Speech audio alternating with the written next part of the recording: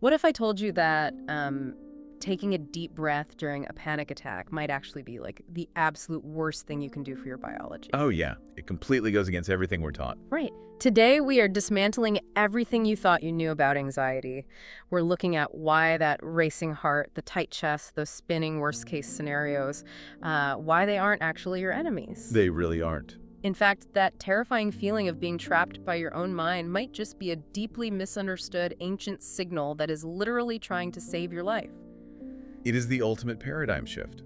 I mean, we are completely rewriting the biological and psychological narrative of what mental unrest actually is. And it all starts with realizing that the hardware inside your head is not broken. It's just, well, it's running on severely outdated programming. I'm Alex. And I'm Bailey. We're your narrators from Summary Sanctum, and we want to warmly welcome you to this deep dive.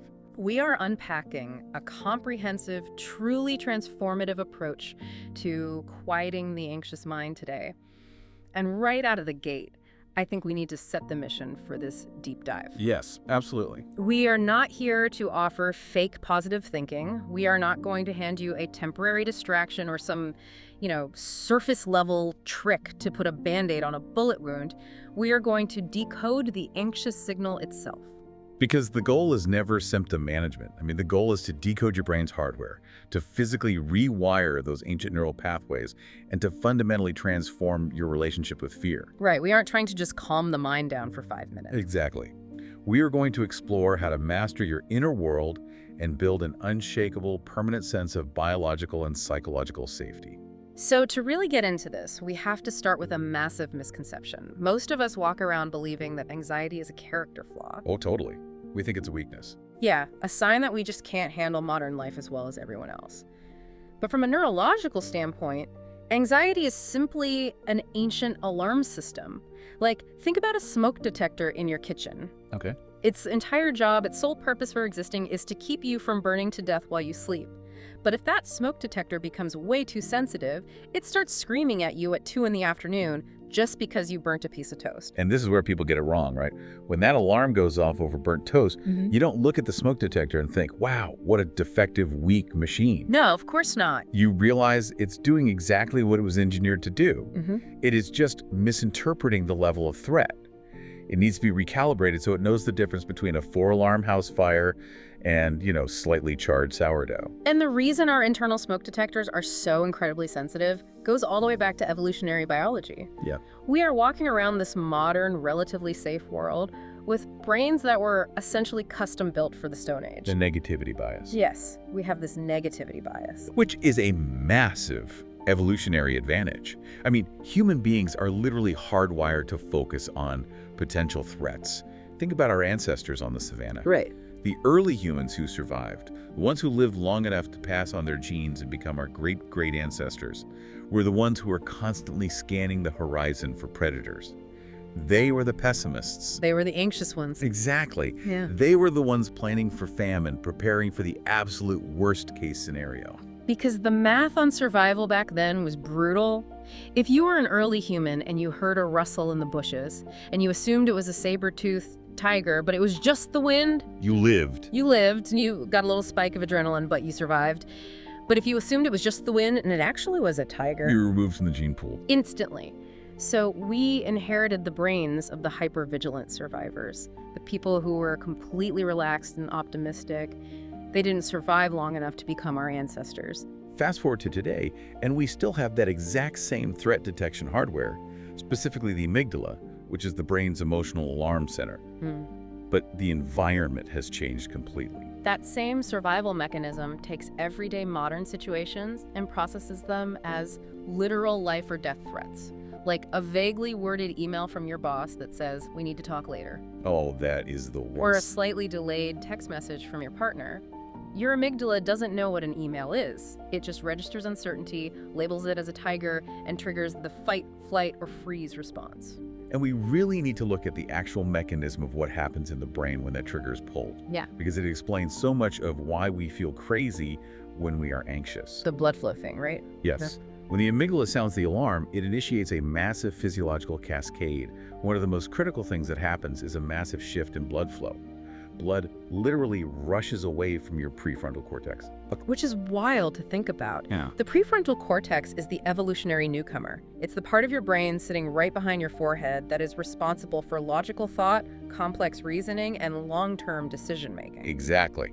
But in a survival situation, logic is too slow. If a tiger is jumping at you, you do not have time to stand there and logically deduce its trajectory, its weight, and your optimal escape route. You just need to run. You just run. So the brain reroutes the blood flow. It pulls resources away from the prefrontal cortex and dumps them into the emotional centers in your extremities, your arms and legs, preparing you to physically fight or sprint for your life. This completely changes how I view panic. This is the exact mechanism that explains why logic vanishes when we feel overwhelmed. You literally, biologically, do not have the blood flow in the logical part of your brain to think your way out of the panic. So when well-meaning friends or family members look at you during an anxiety spike and say, just calm down, or just think about this logically. It's so frustrating. It is. Because they are asking you to perform a biological impossibility in that exact second. The hardware required for logical thought is temporarily offline. Which means we have to stop beating ourselves up for not being able to outthink our anxiety. But if we dig into why this alarm system is so chronically activated in the modern world, beyond just evolutionary mismatch, we hit a massive psychological root cause. And it's one that society actually praises. Perfectionism. Perfectionism. Perfectionism is a fascinating trap because we dress it up as a virtue. We put it on our resumes. We think perfectionism is a badge of honor, a sign that we have incredibly high standards and a strong work ethic. Oh, but underneath. When you look at it under the hood, perfectionism is actually a trauma response. It creates a state of chronic, unending hypervigilance. Because perfectionism is entirely based on an illusion. The illusion is that if you just work hard enough, if you worry enough, if you anticipate every single flaw and plan for every single contingency, you can somehow control the outcome. You can prevent anything bad, embarrassing, or painful from ever happening to you. But perfection is statistically and fundamentally impossible. The target is always moving. So the perfectionist mind never, ever allows you to rest.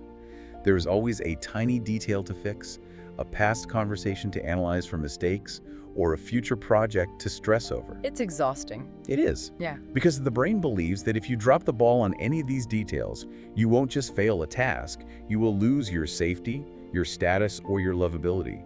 It keeps the amygdala engaged constantly. You are permanently scanning the bushes for tigers that don't exist.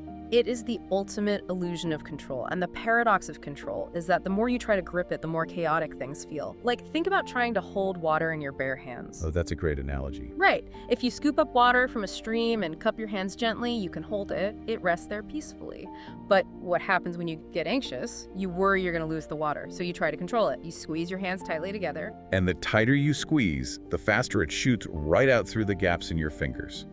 By trying to exert total control over the water, you guarantee that you lose it completely. That is precisely how our need for certainty operates. We crave guarantees. We want a written contract from the universe that we will be safe, that our investments will grow, that our health will hold up, that our loved ones will never leave us. But life is inherently, fundamentally uncertain. Chaos and unpredictability are baked into the physics of the universe. When you demand certainty in a universe that cannot provide it, you create a devastating psychological feedback loop. The uncertainty of life triggers your anxiety. That anxiety makes you seek even more control to feel safe. You try to micromanage your environment, your schedule, the people around you. And when you inevitably realize you can't control those things because you can never control other people or the future, your anxiety skyrockets to new heights. So understanding all this psychology is great. Knowing about evolutionary mismatch, the blood flow leaving the prefrontal cortex, and the trap of perfectionism is incredibly validating. But I want to pivot to the reality of the experience. The physical sensation. Yes, because anxiety does not feel like a philosophical debate. It doesn't feel like a psychological concept. It feels intensely, violently physical. Your chest feels like it's being crushed. Your stomach is in painful knots. You are sweating. Your vision might even narrow. If the blood has left the logical part of the brain and we cannot think our way out of this, how on earth do we intervene? This is the crucial pivot point in understanding anxiety. We don't use the mind to fix the mind in that state. We use the body. We have to intervene at the level of the biological machine. Because the nervous system is the absolute master control center for your anxiety response. Before we even talk about specific techniques, we have to look at how this system operates. It's often broken down into two main branches of the autonomic nervous system. The sympathetic and parasympathetic. Exactly. You have the sympathetic nervous system, which you can think of as your body's accelerator pedal. That is the fight or flight. It floods you with cortisol and adrenaline. Then you have the parasympathetic nervous system, which is the brake pedal. That is your rest and digest system, where cellular repair happens, where digestion happens, where calm resides.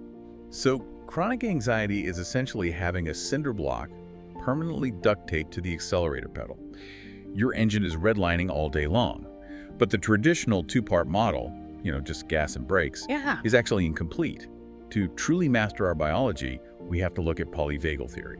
Polyvagal theory completely blew my mind when I first encountered it. It fundamentally changes how we view human behavior.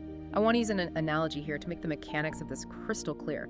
Instead of just gas and brakes, think of your nervous system like a manual car transmission with 3 distinct gears. I love that analogy. Let's break down the gears. The first gear, the optimal state, is the ventral vagal state. In our car analogy, this is cruising smoothly in 4th gear on an open highway. Nice and relaxed. Very relaxed. When you are in this state, you feel deeply safe. Your heart rate is regulated. You feel socially connected, creative, and grounded.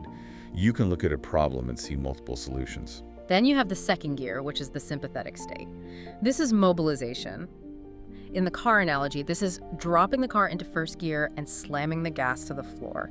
The RPMs are screaming. The engine is running insanely hot. That's the fight or flight. Right. You perceive a threat, and your biology gears up for immediate violent action. You become hyper-focused, agitated, and restless. And then we have the third gear, which is the dorsal vagal state. This is the one people rarely talk about, but it is crucial. This is the emergency brake. This is the stall out. Freeze response. Yes, but taken to its extreme.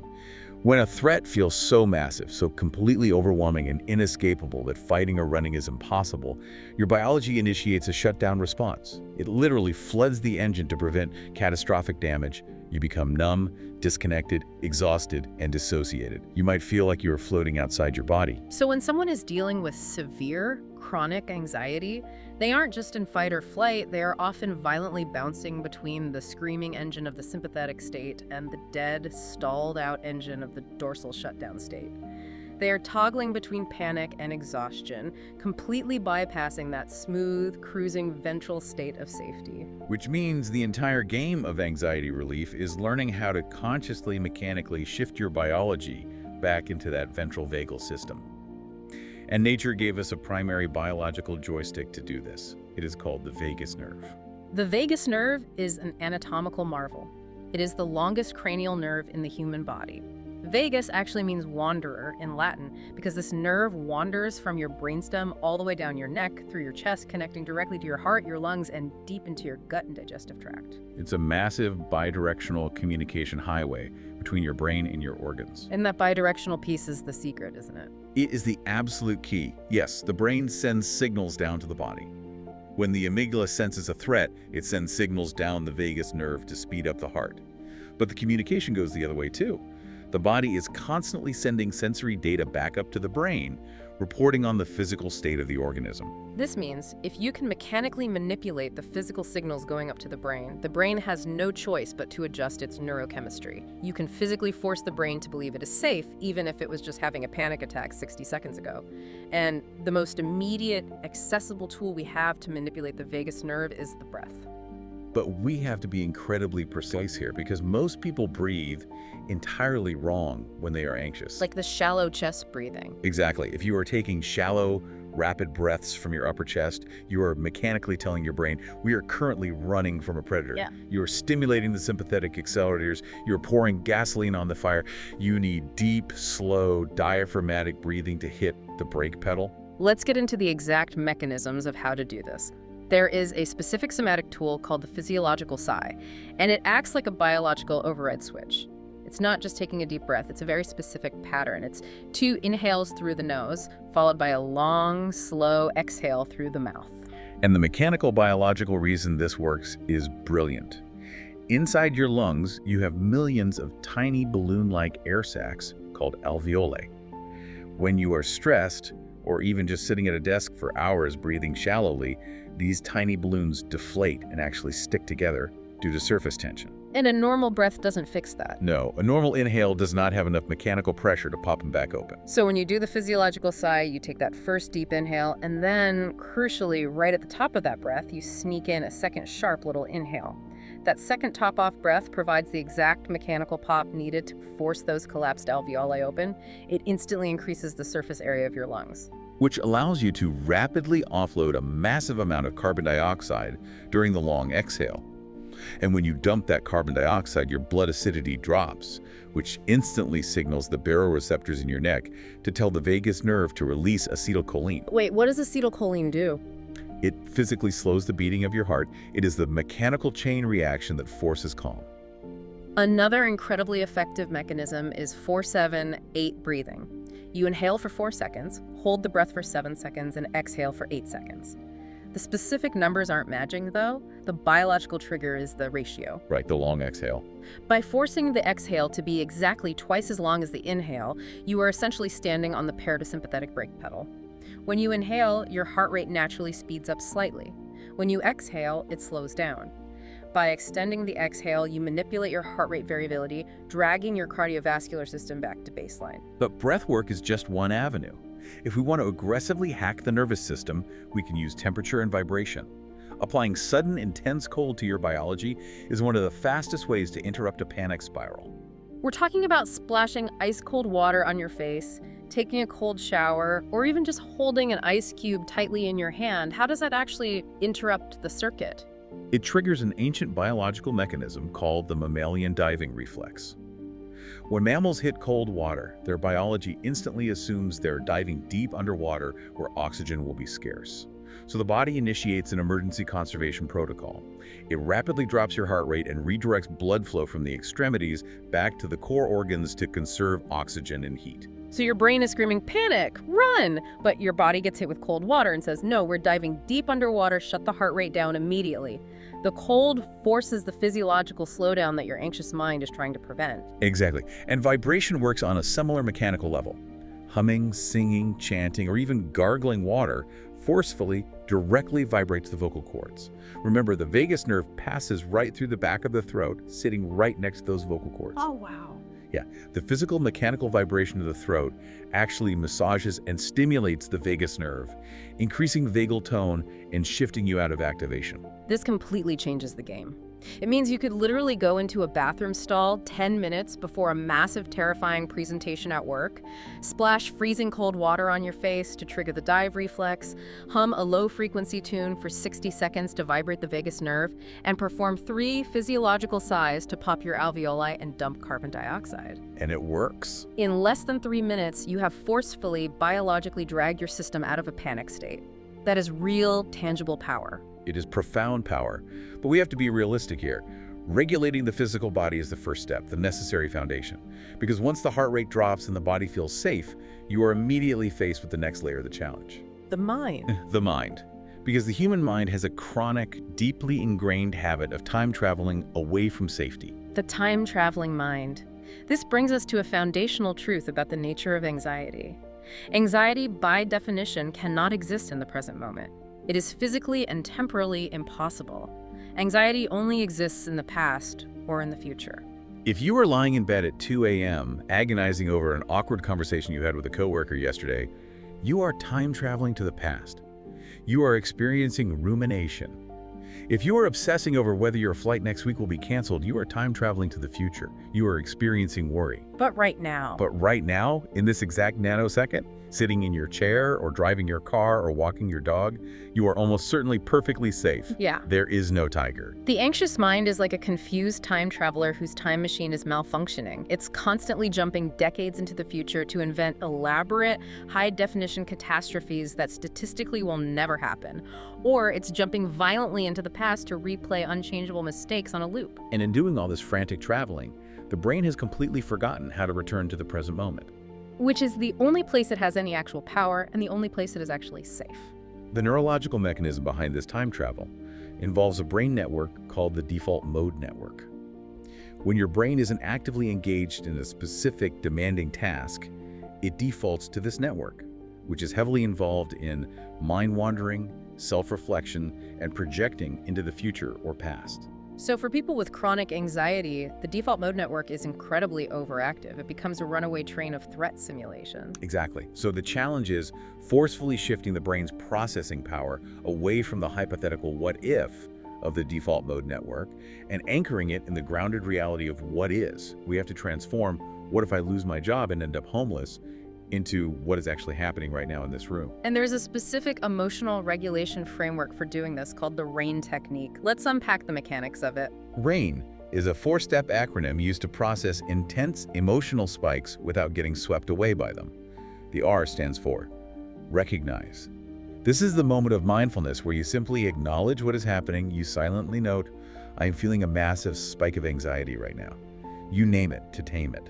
Okay, what's the A? The A stands for allow. You allow the emotion to be present without immediately trying to fight it, suppress it, or run from it. You drop the resistance. Now, I have to push back hard on this allow step. I think this is where a lot of people get stuck. If I am sitting in a high-stakes board meeting and I feel a full-blown panic attack rising in my chest, the absolute last thing my instincts want to do is allow it. Sure, it feels counterintuitive. Allowing, it feels like I am giving up. It feels like I'm surrendering to a public breakdown. Why would we intentionally allow a terrifying physiological event to happen? How is allowing different from just collapsing? It's a vital distinction. Allowing is not collapsing. It is recognizing a law of physics. Resistance creates tension, and tension amplifies pain. Think about being caught in a powerful riptide in the ocean. Okay. If you panic and try to swim directly against the current, directly toward the shore, you will exhaust your muscles, swallow water, and eventually drown. The resistance kills you. But if you allow the current to carry you for a moment, and you swim parallel to the shore, you eventually slip out of the riptide and survive. Wow. So when you actively resist an emotion, when you tell yourself, I shouldn't be feeling this, I need to stop panicking right now, you are literally firing more alarm signals to the amygdala. You are feeding the panic new energy. Exactly. Emotions are biological weather patterns. They have a beginning, a peak, and an end. The neurochemical lifespan of an emotion in the bloodstream is actually only about 90 seconds. Really? Only 90 seconds. Just 90 seconds. If you simply allow it to exist, if you observe the waves peaking and breaking, it will naturally subside. But when you fight it, you continuously re-trigger the 90-second cycle, turning a brief emotional wave into a chronic state of suffering. That makes the next two steps of RAIN so much clearer. Once you allow it, you move to I, which is investigate. But you don't investigate the story. You don't analyze why you are anxious. You investigate the physical sensation. Right, you ask your biology, where exactly do I feel this in my body? Is it a tightness in my throat? Is it heat in my chest? You move your attention from the mind to the body. And that leads to the final step, N, which is non-attachment. You observe the emotion, but you refuse to identify with it. You realize you are not the anxiety. You are the awareness observing the anxiety. You aren't an anxious person. You are a consciousness currently experiencing the temporary physiological sensation of anxiety. It creates a massive psychological distance. But what happens when the wave is just too big? Sometimes the panic hits so hard and so fast that you get pushed completely outside your window of tolerance. You can't observe it. You're just drowning in it. When you are outside your window of tolerance, you need an immediate, forceful grounding technique. You need to forcefully steal processing bandwidth away from the amygdala. The most effective way to do this is the 5-4-3-2-1 sensory method. This is a bandwidth hijack. Let's explain the neurological reason this works. The amygdala is hogging all of your brain's computational power to run high-definition simulations of a future disaster. To stop the simulation, you have to force the brain to process intense, real-time sensory data. The brain literally cannot run a complex panic simulation and analyze the specific texture of a carpet at the same time. It doesn't have the processing power. So you force it to switch tasks. Yeah. You identify 5 things you can see right now in high detail, 4 things you can physically feel and touch, 3 specific sounds you can hear, 2 things you can smell, and 1 thing you can taste. Let's have you, the listener, apply the visual part of this right now. Wherever you are listening to this, whether you're driving, walking, or sitting at home, look around your current environment. Do not just glance. Look closely and mentally labor 3 highly specific things you can see right this second. Notice the exact shade of the stitching on your steering wheel. Notice the way the light creates a shadow on the edge of your desk. Notice the grain of the wood on the floor. The moment you did that, The moment you focused your visual cortex on those specific details, you pulled the time machine back to the present. You forcefully anchored your neurology in the only moment where safety exists. There are two other advanced somatic concepts for anchoring that I think are absolutely brilliant: titration and pendulation. These are terms from trauma therapy, but they apply perfectly to everyday anxiety. Titration comes from chemistry. When you mix two volatile chemicals, you don't dump them together all at once, or they will explode. You add one tiny drop at a time. In emotional processing, titration means if an emotion like grief or panic is too massive to process all at once, you don't force yourself to feel the whole thing. You consciously choose to process just a tiny manageable drop of it, you dip your toe in the water, and then you step back. And pendulation is how you step back. Pendulation is the act of consciously swinging your internal attention back and forth. You spend 10 seconds focusing on the tight, painful knot of anxiety in your stomach. And then, intentionally, you swing your attention away from the stomach and focus entirely on the feeling of your feet resting firmly on the solid floor. You focus on the neutrality, the safety of your feet. Then you come back to the stomach, then back to the feet. You are literally teaching your nervous system flexibility. You are proving to your brain that it can dip into difficult, painful sensations without being annihilated by them, because it can always swing back to a place of physical safety. It builds an incredible internal resilience.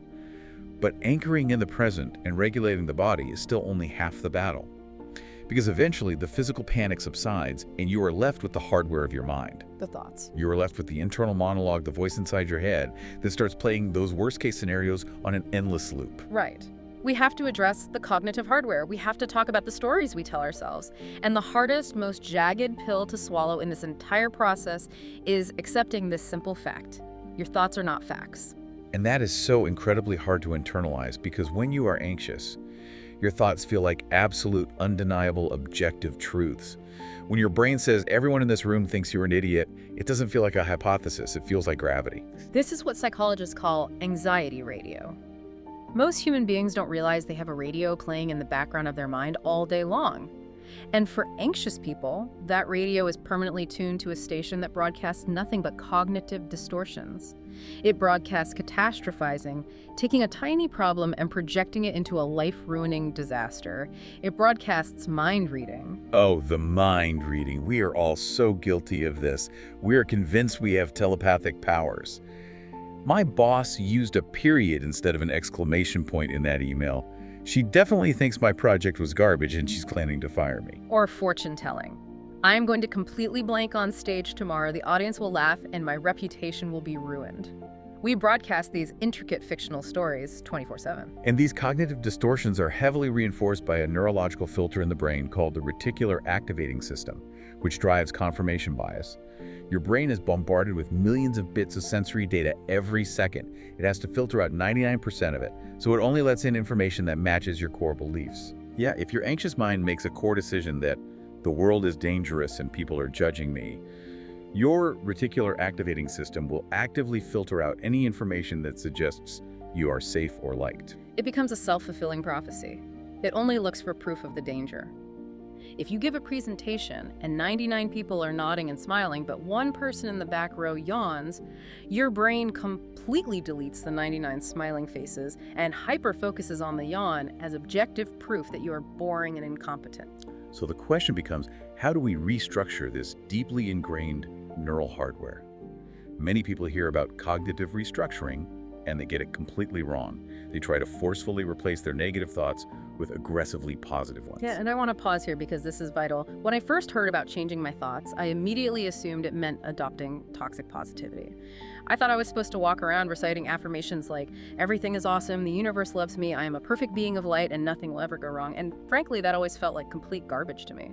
And it feels like garbage because your nervous system has an incredible built-in lie detector. When you are terrified of losing your job and you stand in front of a mirror forcing yourself to say, I am a wildly successful billionaire, your brain knows you are lying. It creates intense cognitive dissonance. The friction between the reality you feel and the lie you are speaking actually generates more anxiety. Cognitive restructuring is not about positive thinking. It's about realistic, evidence-based thinking. Okay, let's break that down with a real-world example. How do I restructure a thought without lying to myself? Let's say you have the anxious thought, I am going to completely fail this presentation, I'm going to look stupid, and it's going to ruin my career. You do not replace that with the toxic positivity of, I am the greatest public speaker in the world and everyone will carry me out on their shoulders. You replace it with a grounded, realistic truth. You say, I am feeling nervous about this presentation because my career matters to me. It is possible I might stumble over a word, but I have prepared extensively for this. I know my material, and I have the capacity to handle whatever happens in that room. That is so much more powerful. It validates the fear, I am nervous because this matters, but it anchors it in capability. That subtle shift actually calms the nervous system because the brain scans the statement and says, yes, that is objectively true, I can relax.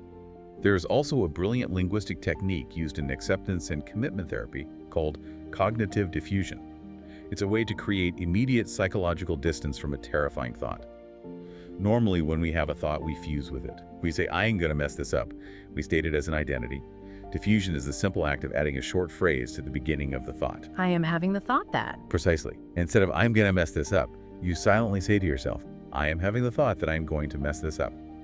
Or even further, I notice my mind is currently producing the thought that I'm going to mess this up. It sounds so simple, almost too simple to work. But from a neurological standpoint, it is profound.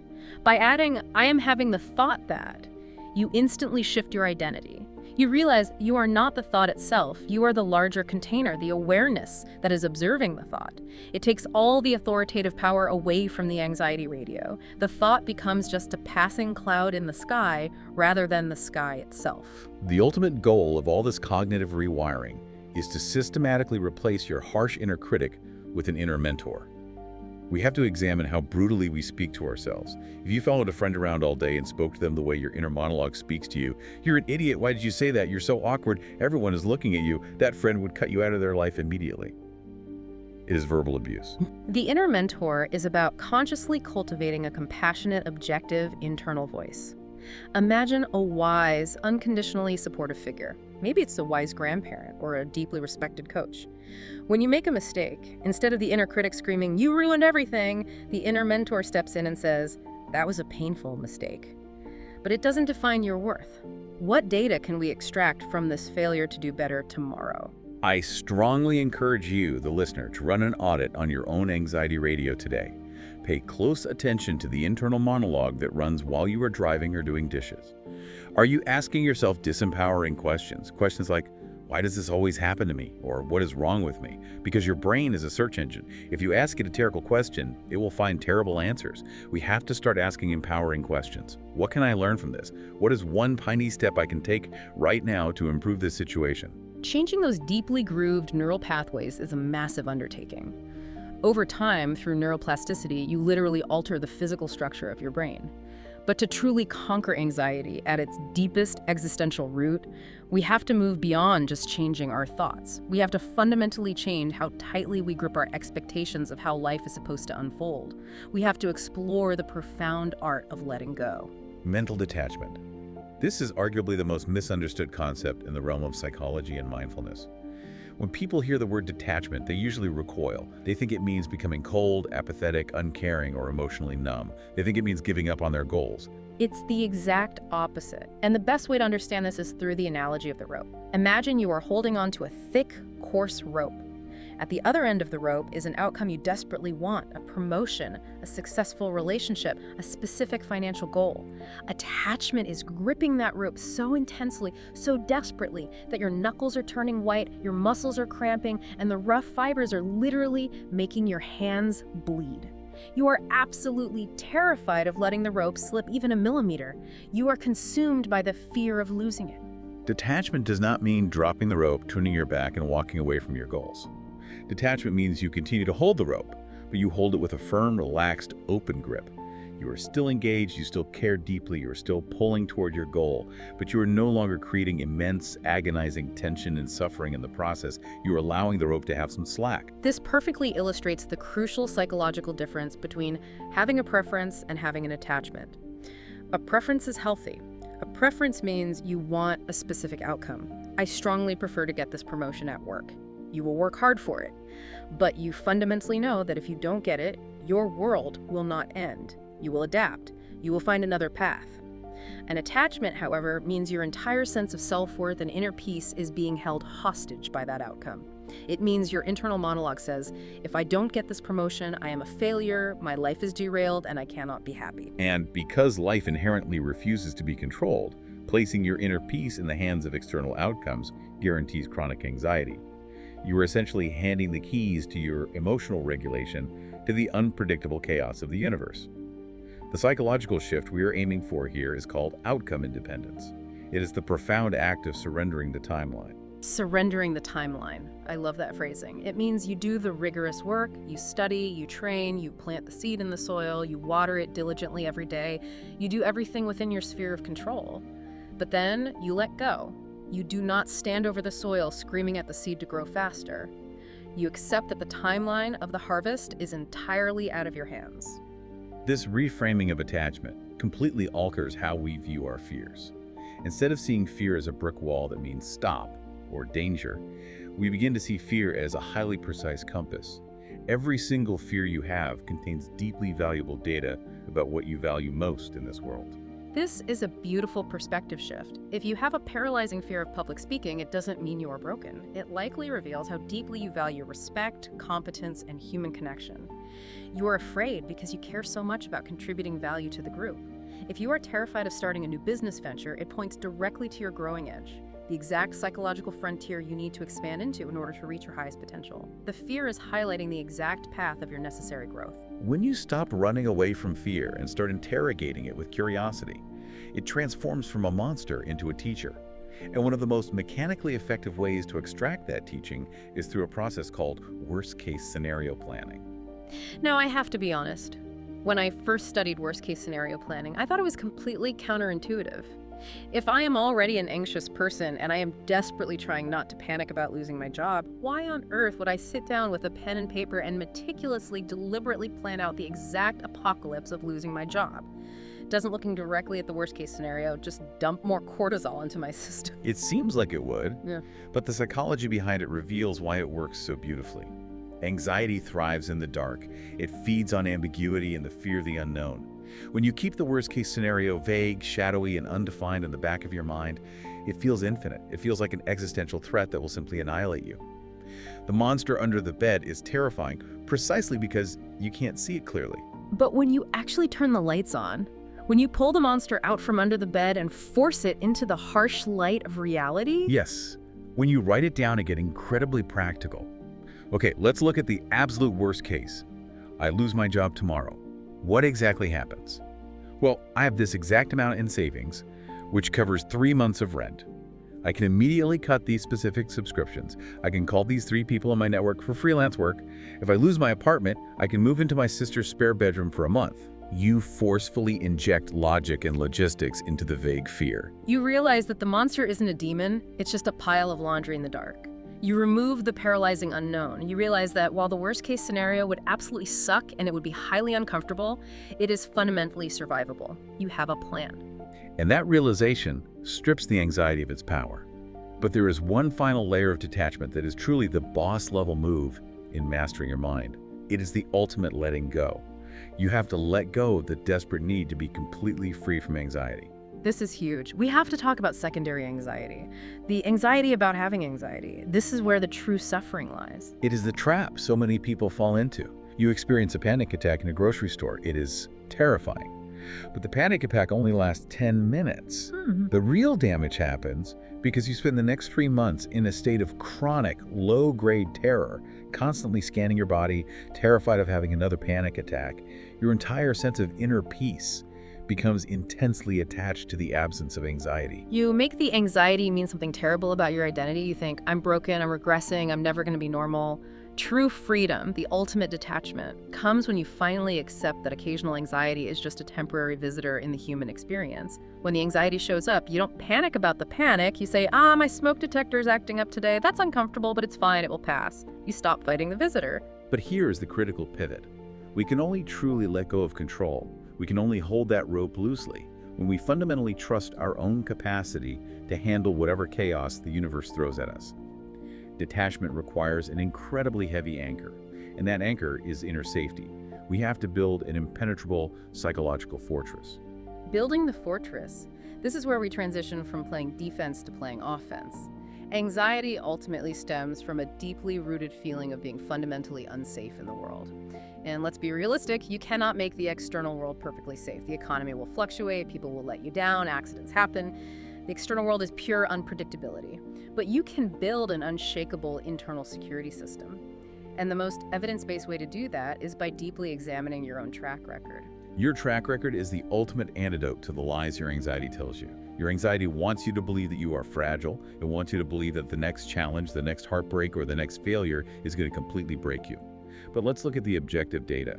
Think about your track record of surviving bad days. Look back at the hardest, most painful, most terrifying, devastating days of your entire life. The days you thought you absolutely could not survive.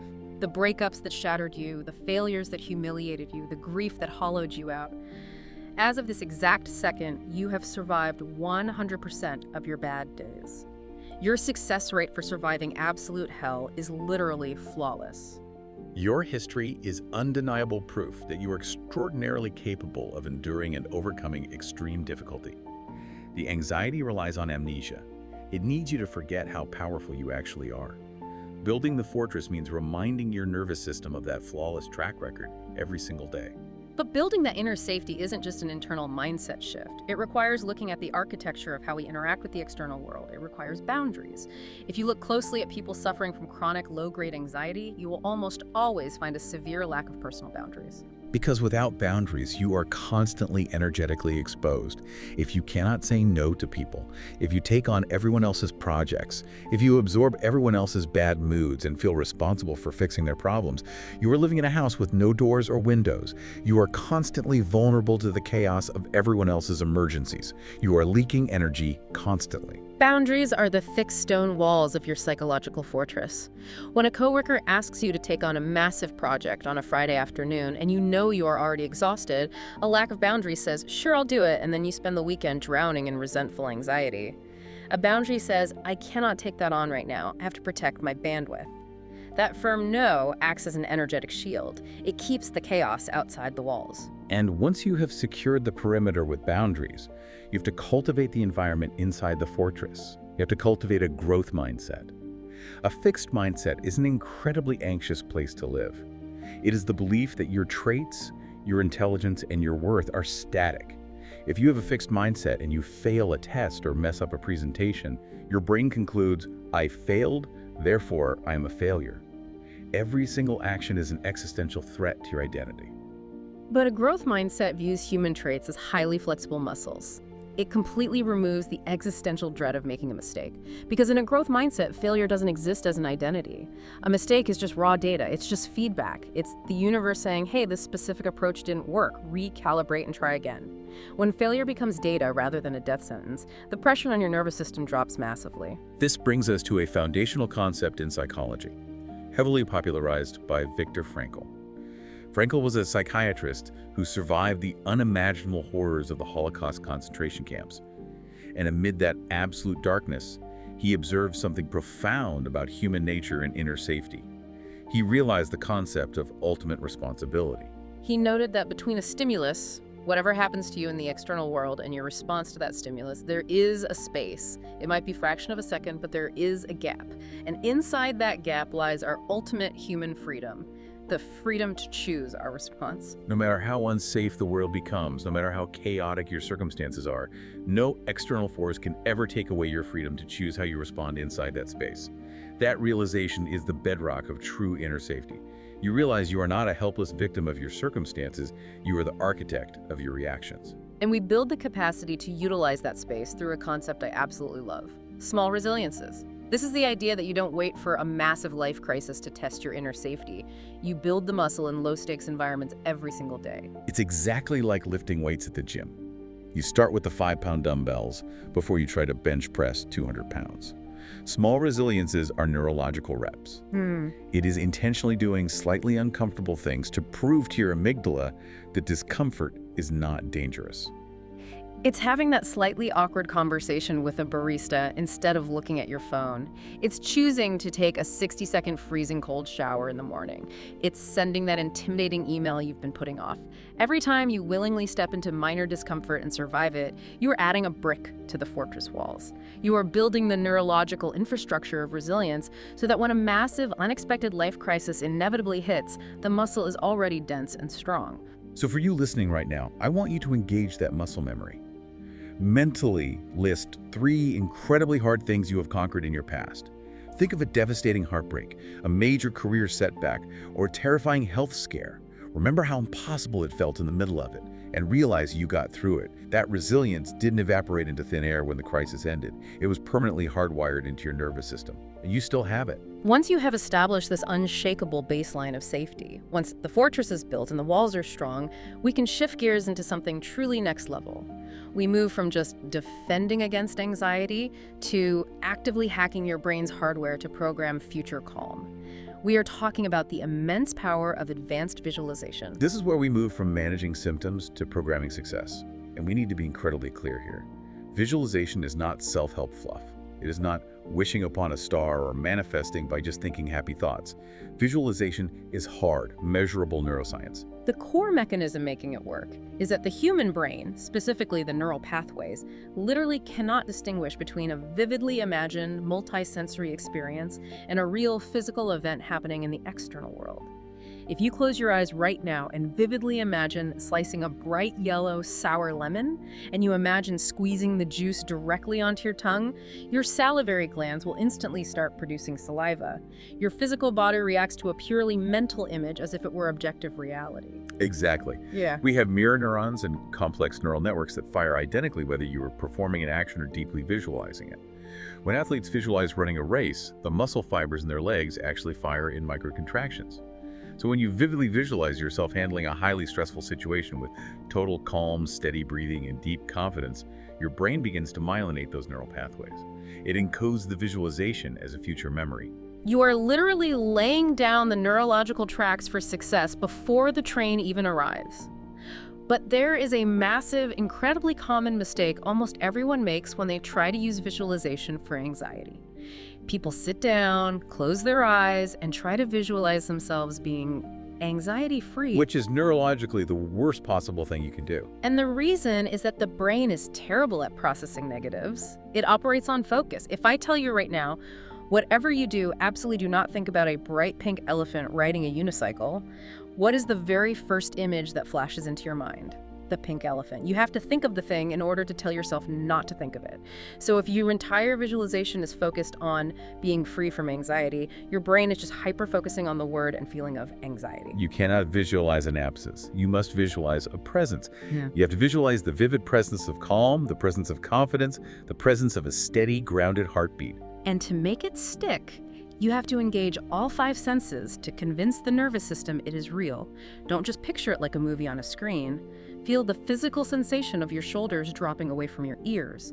Hear the deep resonance tone of your own voice sounding completely steady and authoritative. Feel the solid ground beneath your feet. You create this future memory so vividly with such high-definition sensory input that when the actual stressful event happens, your amygdala scans the situation and says, "Oh, we have been here before. We already survived this perfectly. We know exactly how to execute this." This technique becomes even more powerful when you apply something called reverse visualization. This ties back beautifully to the worst-case scenario planning we discussed earlier. Instead of visualizing everything going perfectly according to plan, which is fragile because plans break, you deliberately visualize everything going completely disastrously wrong. You visualize the PowerPoint crashing during your presentation. You visualize stumbling over your words. You visualize the audience looking bored. But, and this is the key, you visualize yourself handling that complete disaster with total grace, wisdom, and an unshakable sense of calm. You visualize yourself taking a breath, making a lighthearted joke about the technology failing, and continuing smoothly. This completely removes the sting of the threat. It proves to your nervous system that your safety is not dependent on external perfection. It proves that you are internally unshakable, regardless of how chaotic the circumstances become. And some advanced practitioners take this visualization even deeper into cellular or archetypal imagery. This sounds esoteric, but it is incredibly effective for the subconscious mind. Cellular visualization involves lying down and deeply imagining a warm, calming energy, like a golden light, slowly washing through your body, literally imagining it repairing your nervous system at a cellular level, smoothing out the jagged edges of your DNA. It gives the anxious mind a complex, soothing task to focus on. Or archetypal visualization, where you mentally step into a persona.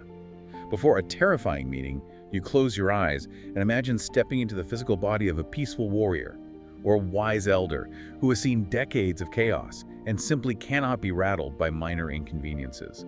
You borrow the neurological posture of that archetype.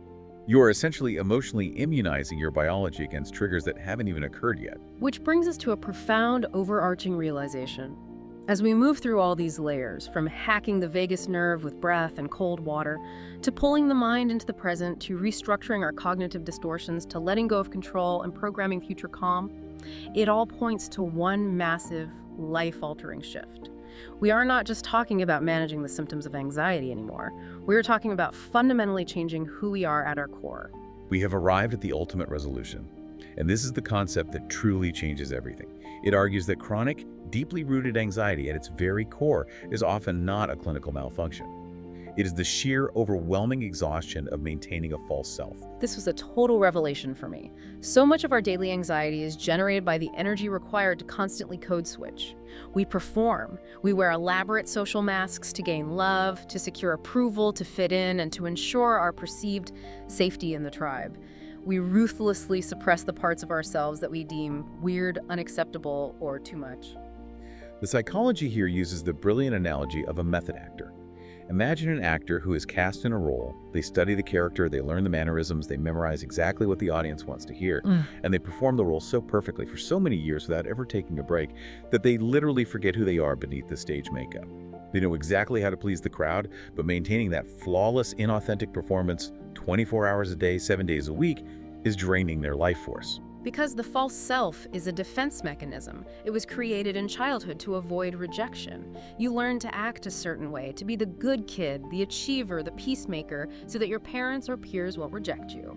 You sacrifice your authenticity for attachment. But the tragic, agonizing irony of this strategy is that by living inauthentically to avoid rejection, you guarantee a much deeper, more painful rejection. You are constantly rejecting yourself. And your biology knows it. When you reject your authentic nature, your internal alarm system, that ancient smoke detector, goes off constantly. It registers that fundamental internal disconnection, that abandonment of self, as a literal threat to your survival. It manifests as a feeling that the psychology world sometimes calls divine discontent. Divine discontent. It is that restless, highly uncomfortable, hollow feeling you get when you look at your life, your successful job, your relationships, your routines. And even though everything looks perfect on paper, a quiet voice inside whispers, "This isn't me, this doesn't fit." Historically, modern society labels that uncomfortable feeling as a disease. We call it an anxiety disorder. We try to numb it with medication, or we try to deep read it away so we can get back to being productive in our false roles. But the paradigm shift says no, that deep, aching discontent is not a disease. It is a highly intelligent internal compass. It is your true self screaming at you, begging you to course correct. But this raises a massive practical dilemma. I hear people ask this all the time. Isn't it selfish to just drop the mask and be myself?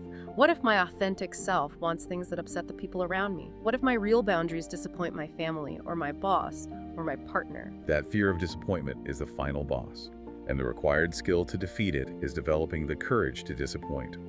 True self-care is not bubble baths and face masks. True self-care is honoring your authentic needs, even when it causes friction. If expressing your genuine opinion or setting a necessary boundary to protect your energy makes someone upset, that is critical data you need to pay attention to. Because if someone gets angry at you for setting a healthy boundary, they were benefiting from your lack of boundaries. The right people, the people who actually belong in your life, will love and respect the real you, even when you say no. The people who get furious when you stop performing, they don't actually love you. They love the performance. They love the compliant, exhausted, false self that was serving their needs. It is a heavy realization, but it is the most liberating truth you can internalize. The ultimate final cure for chronic anxiety isn't just a somatic technique. The 4-7-8 breathing is an incredible tool for an acute panic attack in the moment, but it will not cure the existential root cause. The ultimate cure is ending the grueling internal conflict between who you actually are and who you constantly pretend to be. The cure is coming home to yourself, I want to challenge you, the listener, to run a tiny, low-stakes authenticity experiment today.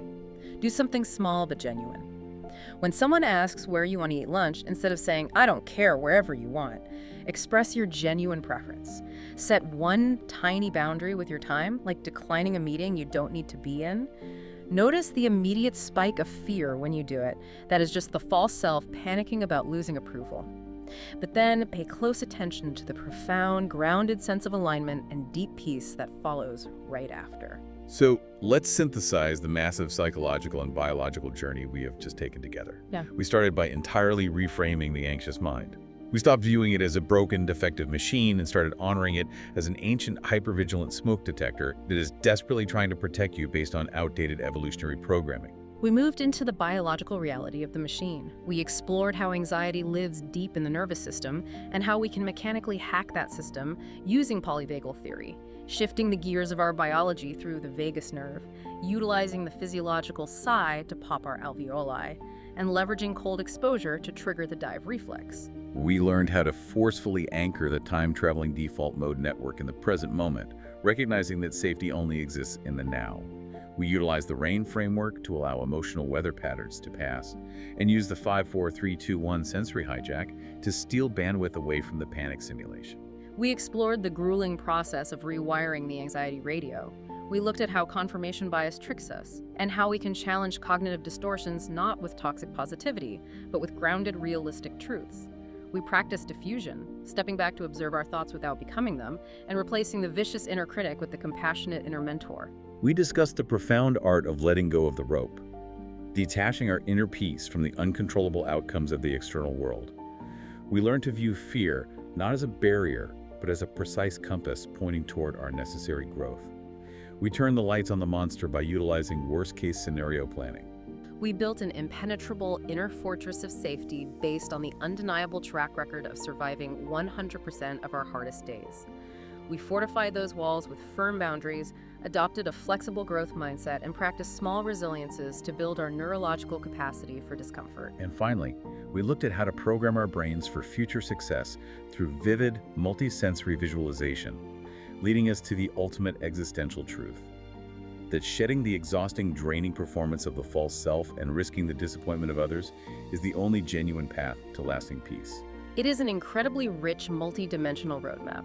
It takes anxiety from being a terrifying life sentence to being a completely manageable, deeply informative, and ultimately transformative part of the human experience. If we connect all of this biology, psychology, and philosophy into one final lingering thought, consider for a moment the sheer staggering power of your anxious mind.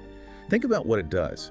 Right now, your anxiety has the power to hijack your entire biology, rapidly alter your heart rate, change your blood flow, and paint vivid, terrifying, high-definition realities of things that haven't even happened yet. It is a fierce, relentless, hyper-vigilant protector armed with immense mental energy and unparalleled focus. So the truly provocative question we want to leave you with is this: what incredible, world-changing things could you accomplish if you successfully rehired that protector? What if you took all of that immense mental energy, all of that vivid, high-definition imagination and relentless hyper-focus, and trained it to fiercely protect your authentic dreams instead of your imaginary fears? Your authentic, unshakable self isn't something you have to painstakingly build from scratch. It's simply the profound peace that remains when you finally give yourself permission to stop hiding.